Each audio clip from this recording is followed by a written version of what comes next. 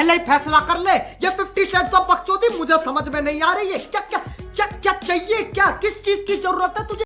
Government ಪಾಲಿಸಿಗಳು ನಾನು ನಿನ್ನೆ ವಿಧಾನಸೌಧಕ್ಕೆ ಹೋಗಿ ಓಕೆ ಓಕೆ ನಿನ್ನೆ ವಿಧಾನಸೌಧಕ್ಕೆ ಎಲಿವೇಟರ್ನಲ್ಲಿ ಹೋದಾಗ ಅಲ್ಲಿ ಎಲ್ಲ ದೇವರುಗಳು ಫೋಟೋಗಳು ಹಾಕೊಂಡು ಎಲ್ಲ ಒಂದೇ ಹಾರ ಹಾಕಿದ್ದಾರೆ. ಓಕೆ ಹಣ ಬಂದ ಏನೋ ಅದು ಚಿಕ್ಕ ಹುಡುಗರ ತರ ಹಣೆಬೆಂದೆ.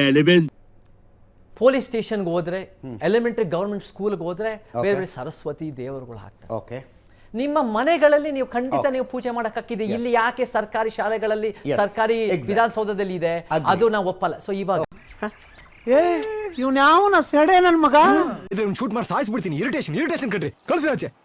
ಒಂದು ನಿಮಿಷ ಇದು ಆರ್ಗ್ಯುಮೆಂಟ್ ಚೆನ್ನಾಗಿ ಹೋಗ್ತಿದೆ. ಇದು ಹಂಗಿದ್ದ ಮೇಲೆ ದೇವಸ್ಥಾನಗಳನ್ನು ನಡೆಸೋದು ಸರ್ಕಾರದ ಕೆಲಸ ಅಲ್ಲ, ದೇವಸ್ಥಾನದ ಆಸ್ತಿಗಳ ಮೇಲೆ ಕಣ್ಣು ಹಾಕೋದು ಸರ್ಕಾರದ ಕೆಲಸ ಅಲ್ಲ. Would like to take notes while I take totes of the marijuana smoke. Oh, you wanna choke? Gun smoke. Biggie smoke the mayor, the rock slayer, the hooker layer. Motherfucker, say your prayers. 20,000 ದೇವಸ್ಥಾನಗಳನ್ನು ಸರ್ಕಾರದ ಆಸ್ತಿಗಳು government ತಗೊಂಡಿದೆ ಅಂತ ತಮಿಳುನಾಡಿನಲ್ಲಿ ಹೋರಾಟ ನಡೀತಿದೆ. ದೇವಸ್ಥಾನ ದುಡ್ಡು ದೇವಸ್ಥಾನಕ್ಕೆ ಬಿಟ್ಬಿಡಿ, ದೇವಸ್ಥಾನ ಜಮೀನು ದೇವಸ್ಥಾನಕ್ಕೆ ಬಿಡಿ.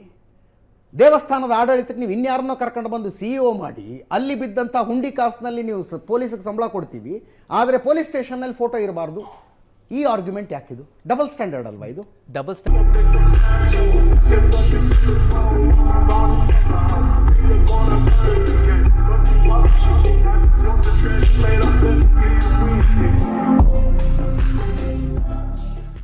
ನನ್ನ ಮಾತಲ್ಲಿಲ್ಲ, ನಾನು ಹೇಳ್ತೀನಿ ಅಜಿತ್. ಗವರ್ನಮೆಂಟ್ ಆಫೀಸ್ಗಳಲ್ಲಿ ದೇವರ ಫೋಟೋಗಳಿಗೆ ಜಾಗ ಇಲ್ಲ ಅಂದ್ರೆ ದೇವಸ್ಥಾನಗಳಲ್ಲಿ ಗವರ್ಮೆಂಟ್ಗೆ ಜಾಗ ಇಲ್ಲ. ಒಪ್ಕೊಳ್ತೀರಾ ಈ ಆರ್ಗ್ಯುಮೆಂಟ್ ಅನ್ನ?